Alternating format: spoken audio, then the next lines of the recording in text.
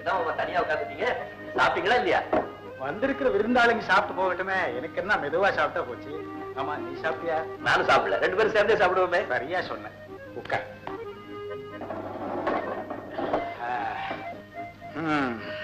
என்ன எப்படி மேல் நாட்டுக்கு போய் என்ன படிச்ச, எதை கத்துக்கிட்ட, விவரம் எப்படி?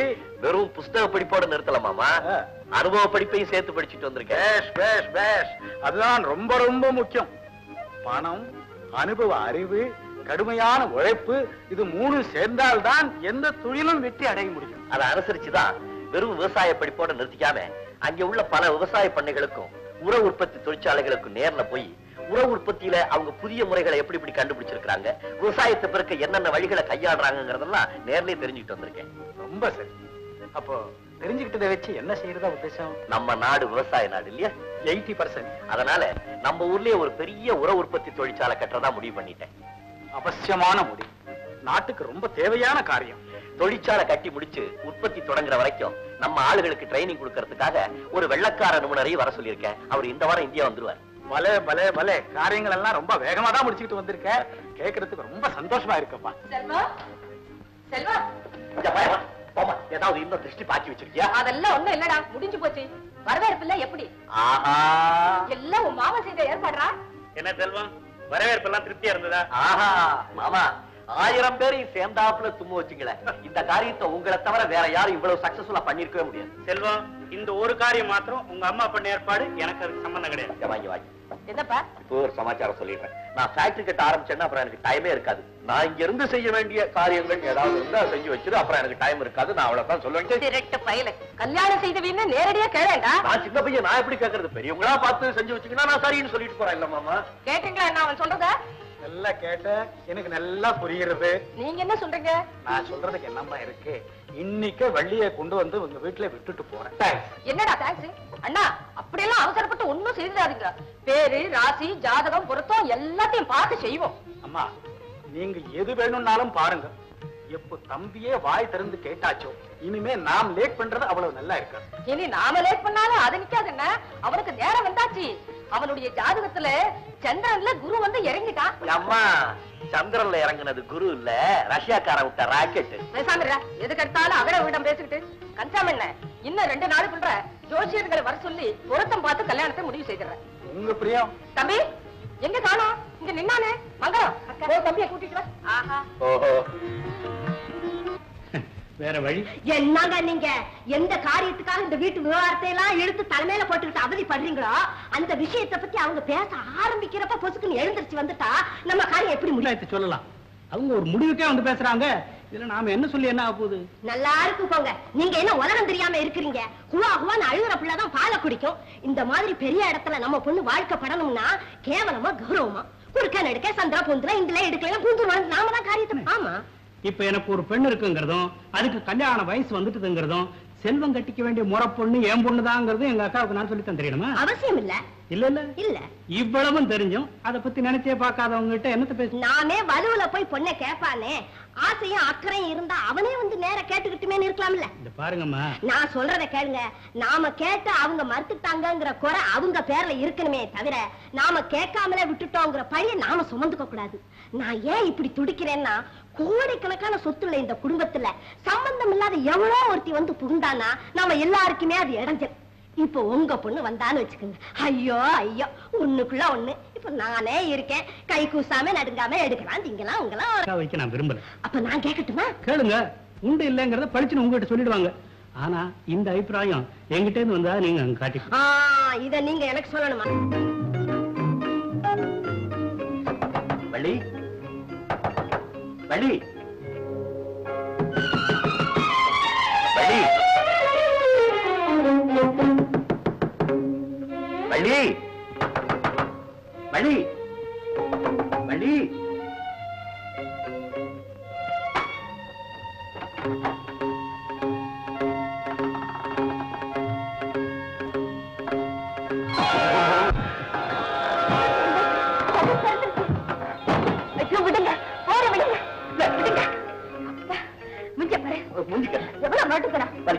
இப்படிதான் என் கையை வலிச்சிருக்கோம். எப்படி ஆரஞ்சு போடுவேன். எவ்வளவு நாளைக்கு கதவை தட்டுறது? இன்னைக்கு உன்னை பார்க்க முடியாம போயிடுமோ அப்படியே நான் இதான் நான் அப்படித்தானே இதை இருப்பேன். ஏதா இருப்பேன். ஊர்ல இருந்து வரும்போது காரை நிக்காம போசுனீங்களே, அப்ப நான் ஏதான் இருப்பேன். அதுக்காக கதவை சாப்பிட்டு போட்டியா? வலிக்கு பிடியா? சரி, பதிலுக்கு பதில் சரியா போச்சு. வாய் குண்டு. நம்ம 2 பேர் விவகாரத்தை பத்தி கொஞ்சம் விலாவரியா பேசுவோம். யாருது விலாவரியா? லண்டன்ல போய் படிச்சு இன்னும் இந்த பட்டிக்காட்டு பாஷையை விடலைங்க. கழுதை லண்டன்ல படிக்கிறதுக்காக தான் போறது, பாஷை விடுறதுக்காக போறேன். சமாச்சாரம் தெரியுமா? உனக்கு நமக்கு இது ஊர்ல உள்ள ஜோசிக்காரனை பூரா எடுத்துட்டு வந்து அம்மா ஜோசியம் பார்த்துட்டு இருக்காங்க. ஜோசிக்காரன் உனக்கு எனக்கு பொருத்தம் எப்படி இருக்குன்னு சொல்லுவா, நீ சொல்லு பாருங்க. உங்களுக்கு எனக்கு பொருத்தம் என்னது? மொள்ள என்னையும் உள்ள அழுத்துக்காத. பர்டிகுலர் நம்பர் சொல்லுங்க. நாசமா போச்சு. ஜோசியத்துக்கு ஜோசியமா? அடியாயா, உனக்கு எனக்கும் பொருத்தம் எப்படியோ எங்க அம்மாவுக்கு உனக்கும் பொருத்தம் கணக்கச்சிதமா இருக்கு. மாமியார் மருமகளும் சேர்ந்து 9 கிரகத்தோட எண்ணெய் 10வது கிரகமாக்கி சுத்தி விட்டுருவீங்க போல இருக்க. நீ போய் சமயக்கட்டுக்குள்ள பூந்துக்க, நான் போயிட்டு வர்றேன். ஏய், மறுபடியும் நான் வரும்போது கதவை மூடி வச்சிருந்த தட்டி தட்டி என் கையை ஒடிஞ்சு போயிடும். ஆமா, நீங்க இந்த கதவு சாத்திருக்கிறத பத்தி கவலைப்படுறீங்க.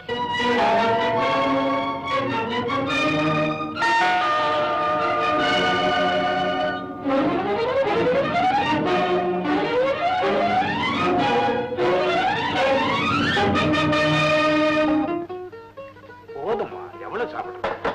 என்னத்தை சாப்பிட்டீங்க? அப்படி சாப்பிடுங்கப்பா. அப்பா, அத்தை வர்றாங்கப்பா. வாங்க வாங்க. வாங்க தங்கச்சியம்மா, உட்காருங்க. உட்காருங்க அத்தை. இட்லி சாப்பிடுங்க. வேண்டாம், நல்ல சூடா இருக்குதே. உங்களுக்கு கொத்தமல்லி துவையல்னா ரொம்ப பிடிக்குமே, ஒண்ணே ஒண்ணு சாப்பிடுங்க. வேண்டாமா, ஒன்னாவது சாப்பிட்டுதான் தீரணும். வள்ளி, ஏம்மா ரொம்ப வற்புறுத்துற?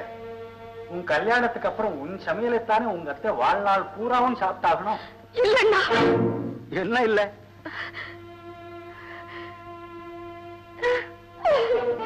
சொல்லுங்க தங்கச்சி அம்மா, என்ன இல்லைன்னு சொல்ல வந்தீங்க?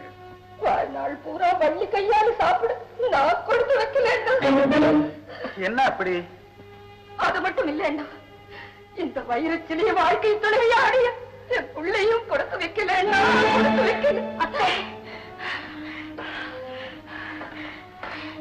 நீங்க என்ன சொல்றீங்க? இத சொல்றது நீங்க தானா? இத கேட்டுக்கிட்டு உயிரோட நிக்கிறது நான் தானா? எனக்கு ஒண்ணும் புரியல. வள்ளி, நீ கொஞ்சம் இரும்மா. தங்கச்சி அம்மா, உங்களுக்கு கவலையே வேண்டாம். நீங்க என்கிட்ட சொல்ல வந்தது அநேகமா சொல்லி முடிச்சிட்டுங்கன்னு நான் நினைக்கிறேன். எனக்கு எல்லாமே புரிஞ்சு போச்சு. அதை பத்தி நான் கொஞ்சம் கூட இது எதுவுமே கிடையாது. ஆனாலும் வள்ளிக்கு தகப்பனுங்கிற முறையில ஒண்ணு மட்டும் தெரிஞ்சுக்க விரும்புறேன். அதாவது, உங்க பிள்ளை என் பொண்ணு கல்யாணம் பண்ணிக்க முடியாம போனதுக்கு காரணம் என்ன? அதை மட்டும் சொல்லிடுங்க, என் மனசு நிம்மதிடு. சத்தியமா சொல்றேன்னா, வேற எந்த காரணமும் இல்லை. 2 பேருடைய ஜாதகத்தையும் பார்த்தேன், பொருத்தம் இல்லைன்னு சொல்லிட்டான். ஐயோ, அப்படி சொல்லிருந்தா நான் சந்தோஷப்பட்டிருப்பேனே. வேற என்னதாம்மா சொன்னா? எப்படின்னா சொல்லுது? நீங்களாவா சொல்றீங்க? அந்த ஜோசியன் சொன்னதுன்னா அதை மட்டும் சொல்லிடுங்க போதும். வள்ளிக்கு மாங்கல்ய பாக்கியமே இல்லையா? கல்யாணமான 1 வருஷத்துல என் செல்வம் இறந்து போயிடும்.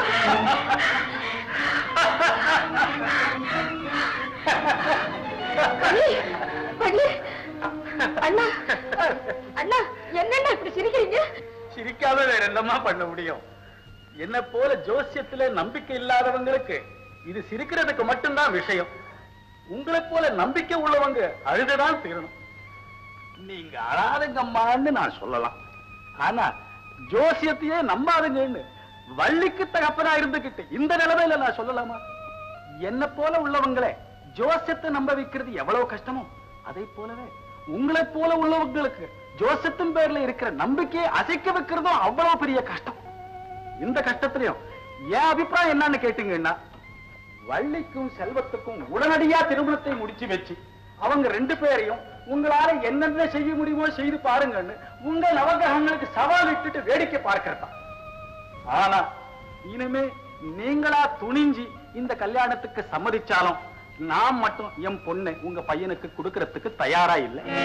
ஏன்? உங்களே எனக்கு தெரியும். உங்களுக்கு ஜோசியத்தின் பேர்ல இருக்கிற பைத்தியமும் ரொம்ப நல்லா தெரியும் எனக்கு.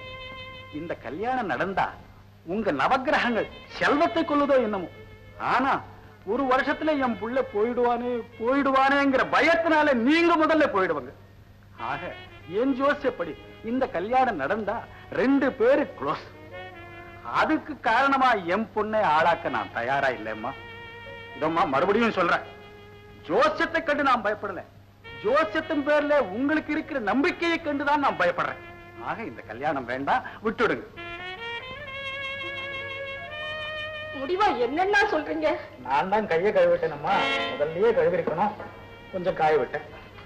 இட்லி சாப்பிட்டேன்ல, அதை சொல்றேன்.